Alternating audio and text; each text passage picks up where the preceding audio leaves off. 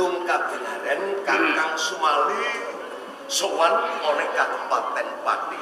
Becik suwanira Kakang. Kalis ing sambikala sowan kula. Mung kemawon kepareng caos sembah pangabekti mugi kunjuk kanjenge. Tak tompo ora liwat pujo hasbiku wae enggal sira tampano. Sanget ing pamundi mugi dadosaken jimat. Dadekake rasa tandha pitakon dene ora kapingjon piswanan nanging Kakang Empu Sumali rawuh ana ing Kabupaten Pati. Iki mau anggone tukone Kabupaten Pati mung mligi kangen keluargane Kabupaten Pati apa ana wigati sakliyane kuwi Kakang. Kanjenge tebih saking kelaling ngelengaken sowan wonten ing pendopo Pati pesantenan pancen wonten kawigatosan dene kawigatosan kala wau sambet kalianan dalem Kanjenge Kembang Jaya. Ana wigati kang wigati ku mau sesambungan kelawan aku. Leres Yen pancen wigati kuwi mujudake wewadi, ayo bebarengan kelawan Dipati Kembang Jaya mancing ana ing gandhok kuwi mengko bisa pirembugan catur netra bebarengan kelawan aku Kakang. Wah, boten bawados kan. Ora wadi. Perkawis ingkang badhe kula aturaken saged dipun pirengaken sedaya ingkang sami nderek siba wonten ing pendopo Pati.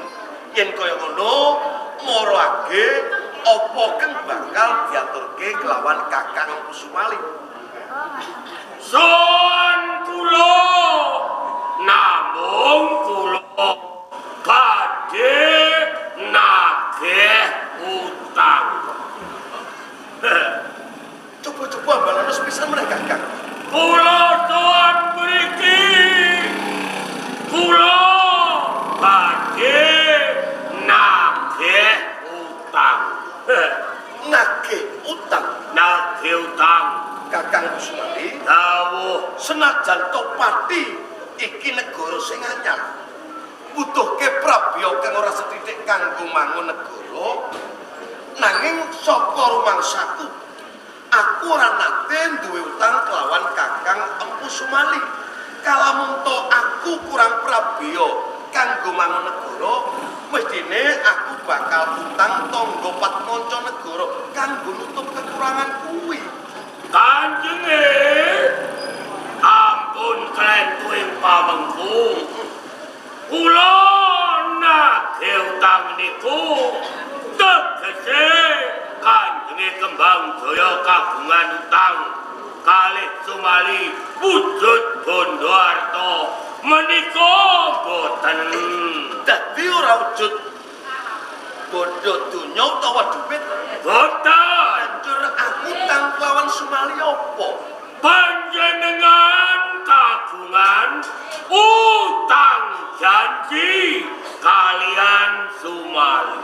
Utang janji. Leres Saka rumangsaku kok aku ora nate paring janji kelawan Kakang Sumali. Mbok iya Kakang Sumali gelem matur cetha lan walaka. Janji apa sing wis tau tak paringke kelawan Kakang Empu Sumali? panjenengan niku lali napa lali? Pisan aku ora lali. Pancen aku lali. Nggih, menawi ngaten kula tak matur nggih. Iya iya. Saderengipun Pati pesantenan ngadeg kados sakmenika. Lamban babat alas kemiri. Satunggaling dinten wonten kedadosan ingkang elok tegese aneh nanging nyoto wonten satunggaling wit-witanaken winastan Randu Kumbolo ingkang agipun 5 rangkulan menungso. Elokipun Randu Kumbolo saben randu ditebang rupa tinggal noleh sedangah Randu Kumbolo ngadeg gesang malih. Saben ditebang rupa Randu jenggelek tangi urip melih. Emot napa boten? Sampeyan emot napa boten? Lah keranten elok ing Randu Kumbolo saben ditebang tangi urip melih, saben tebang rupa tangi urip melih. Kanjenge Kembang Jaya bingung. Jalaran panjenengan kepengin ngrupaken Randu Kumbolo, talasanipun Kanjenge Kembang Jaya dawaken sayembara.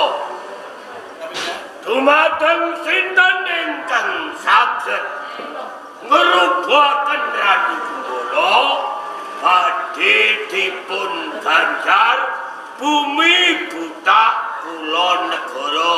Leres napa boten? Bener Kakang Kusuma. Ya, ingkang saged ngrupaken Randu Kumbolo menika Sumali kula. Randu Kumbolo alas kemiri kababat rampung dados pati pesantenan.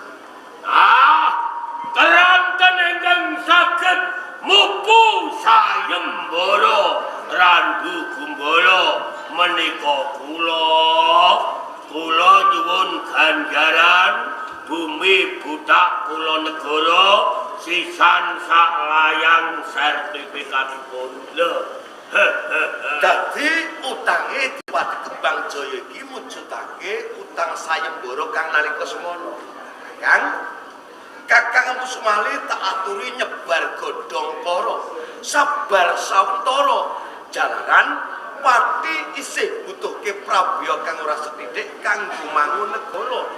Kalamun to mengko pati wis katon tumata sak ora-orane Adipati Kembang Jaya ora bakal awel ngulungake bumi butak kulon negara kelawan Kakang Sumali. Sabar ya Kakang. Nggih. Sabar nggih boten napa-napa. Ning lak kedah wonten jawaban ingkang gumathok tegese sabar ngenteni menawi dina pirang dina menawi sasi pinten sasi ben lega ati kula lagi ngoten to. Dipati Kembang Jaya janji silike 20 taun gedene 20 taun mengko bumi budak kula negara bakal tak pasrahke lan tak paringke kelawan Kakang Empu Sumali. Ladalah sumadosipun cepet-cepete 20 taun enten suwene 20 taun. Wah niku wektu sing suwe lho. Kula niku pun tuwa. Lho disemayani kok sementen suwene 20 taun nganti 20 taun. Lah niku lak sedeng kula mati niku. Wah boten batuk. Wong semaya kok semonten dangune. Pun ngeten mawon. Wong kula kadung lunga ka omah ibarat gaweane mun kula lakoni, kula mun karinggal opahane. Bumi buta kula negara entuk nggih kula jaluk sakniki, boten entuk kula jaluk dina niki. Ngoten mawon Kakang Kusuma pripun? sing madhep Bupati-pati kuwi Kembang Jaya swing duwe hak maringake bumi budak kula negara iku Dipati Kembangjaya yen to Kakang Empu Sumali njaluk ana Kadipaten Pati kanthi dalan resik Bupati Kembangjaya bakal paring jawaban kang gumantok kanggo Empu Sumali. Rungokke jawabane Bupati Kembangjaya. Nganti yo kiamat bumi budak kula negara ora bakal tak paringake kelawan Kakang Empu Sumali.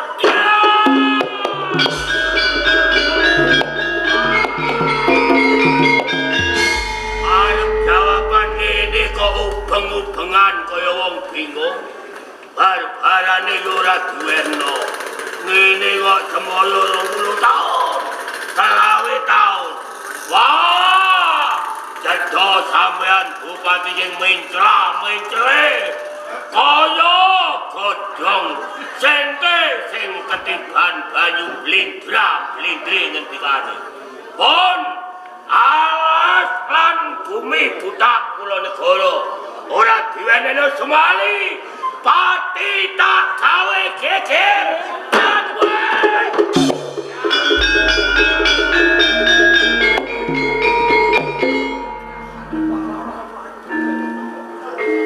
Kakang Pangeranku kriwikan dadi rujukan ombek ambuntut hidup tak jaluk kami banget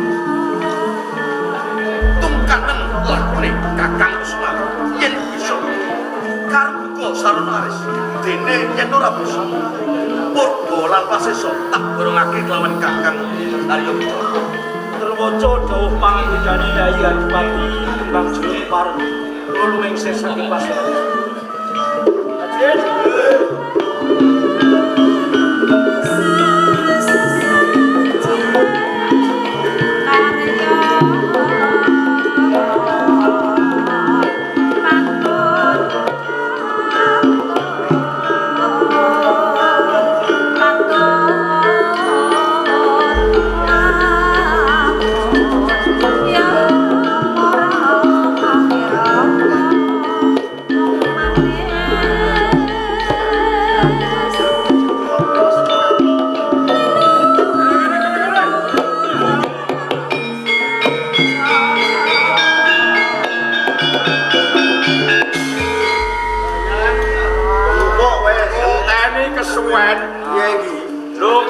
Kang Sumali menang galak etok lho nek ganjaran dong ini kita rata elingno yo lali Kang Sumali iki wonge ya semono kuwi bar yo bar ning mung jeneng ganjaran lak eman-eman lho iya to sing iso mupu sayembarane rubuhno randu gumbala Kang Sumali nyatane liyane ora iso wis ora kodak ya seksine ra yo kowe-kowe kabeh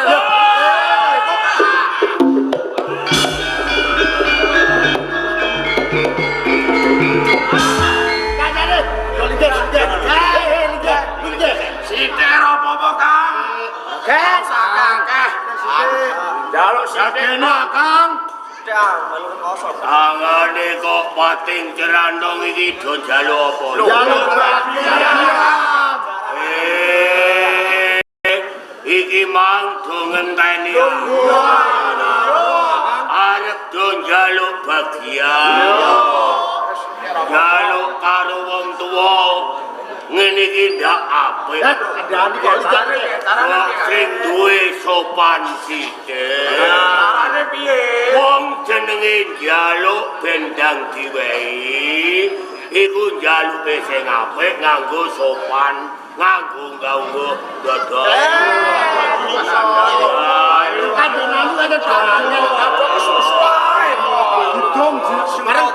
jajal njaluk sing bareng sing cetok carane piye Kang Sumali aku njaluk bagian ganjaran Arem Kang Sumali aku njaluk bagian ganjaran dhewe to akeh. Cocok. Nek enak. Kurang bar. Kurang bar. Baleni. Aku jaluk bagian ganjaran Oh iki apa? sing banter jenah sing banter banter ben kemangan tekak ngono kok kasumalik aku jaluk bagian ganjaran mbok tampa saiki iya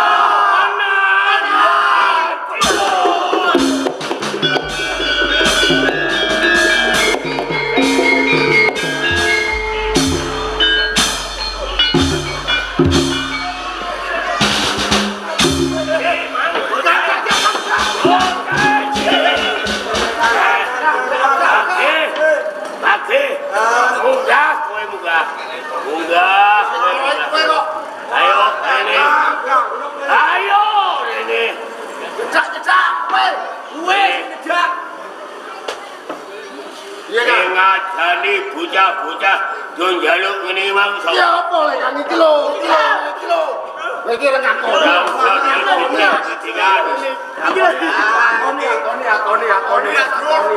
Akoni. Ora apa-apa paling akeh kowe.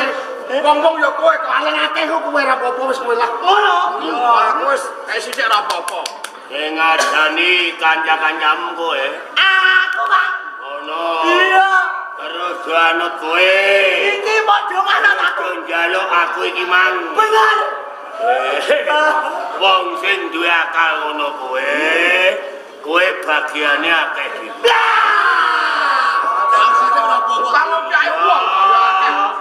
Jajalah wakili kowe kanca-kanca wakili kowe njaluk karo aku. Menang. Ya. Menang. Ya, aduh. Njaluk karo ngadeg. Nggih. Sing gandel cecok. Kang Sumali. Aku jaluk bagian ganjaran Kang. Tenan. Iya. Apa saiki ya? Iya saiki. Bagian akeh dhewe ya. Iki lho.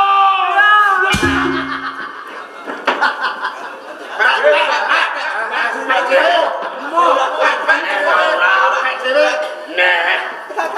Ini nana. Tai golian bubis. Iya kakak. Oh iki koman. Mana Satya ae. Jaluk ya ora akeh wis. Sene iki kudu mangan wong ae malah.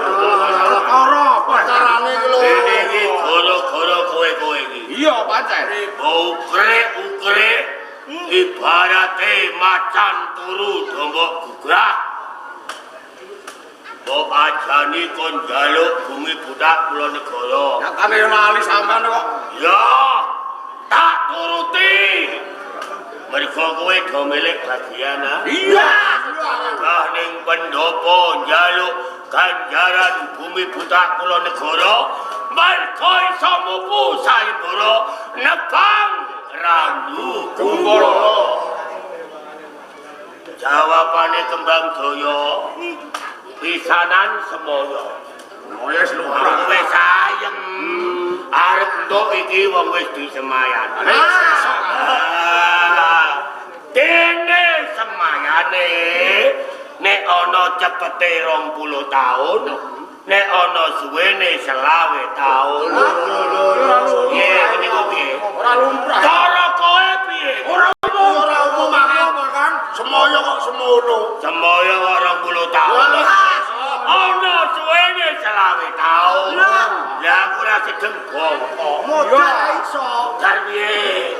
Manuk kowe ngarep. Botak. Watakku. Lah. Lah wong semaya kok semono suwene aku ya mbok. Aku meksa. Watak Kang Sumali Sumali. jaluk saiki, ora entuk tak jaluk saiki. Bener. Bareng kaya ngono jawabane Kembang Jaya, malang loro ati. Nganti jagat kiamat. Bumi budak kula negara ora arep dineno aku. Piye? Loro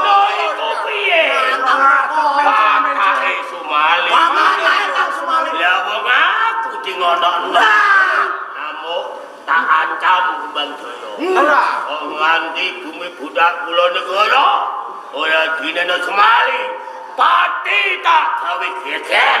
Lah. Bener. Sing linggih ning ngarepe bupati. Patih sing biyen dalang bakaran kula. Ora omong ora apa ngadeg, aku ditempilen. Umali ditempilen kowe do trimo. Kowe do trimo ta ora? Janji bumi budak kula negara ora diene sumali. Pati gawe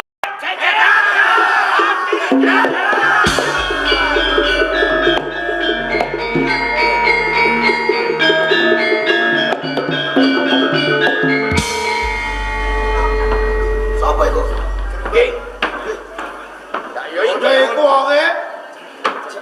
Dialang biyen. Ya iki sawise ndek pangkat mlete. Lumrah wong Jawa. Nek wis kepenak ya do mlete. Wis saiki kok kendel yon. Jon piye lah? Apa ya ono kok? Oh iki kok siji cambakaran, loro dadi aparat negara. Kuat. Mlete. Belo sirahe. Jebule iki. Dalang sapa-sapa iku? Wah iya. Jenenge sapa-sapa? Ngadeg ah kowe ngadeg ah. Sapa ta? Dalang sapa-sapa piye? Yo kemana-mana kok. Iki wani tenan ora. Jebul anggone Sumali munggah ana ing pendopo Kadipaten Pati kira kaijinan ning kapara diderekke para penggede-penggede saka Pati Brangkulon. Bener. Pancen sing nyileni kupinge Kang Sumali iki tinggi-tinggi kabeh iki. Lho mergo ngene, sing bisa mupu sayembara nebal randu gumbala iki Kang Sumali. Lho mula wis lumrah Kang Sumali njaluk ganjaran bumi butak kula negara. Lho kok ora entuk iki, Jan? Jeneng ora entuke ora. Ning nalika semono pancen Yayi Adipati Kembang Jaya iki semaya. Yon. Yon. Aku nutup kowe lho ya. Ayo bener ya ono iki. Semoyo iku lumrah iki hitungan dina ya. Lumrah. Lho semoyo kok cilike 20, gedene 20 tahun. Selak modal. Ora nampa ganjaran Umum semayane iku. Semaya semono suwene iki merga Kadipaten Pati iki kalebu negara sing anyar ya to lagi ngedeng-ngedenge mangun negara. Hah, iku ya selake. lha urusane apa negara karo bumi ganjaran iki ganjaran iki. Sayembaran lho totone nyawa lho iki lho. Ya wis ngene. Dene piye? Yen perkara kuwi mengko tiniba gampang sing baku kowe padha bali wae. Lho enake Gampang bali nek bumi butak kula negara diwenehke kasar. Kowe mudeng ta ora? Siji gawe loro gawe. Ganjaran kudu diwenehno. Ora kurang nrimane. Kang Sumali mbok tempiling kowe Nek perkara Sumali tak tempiling ora trimo karo.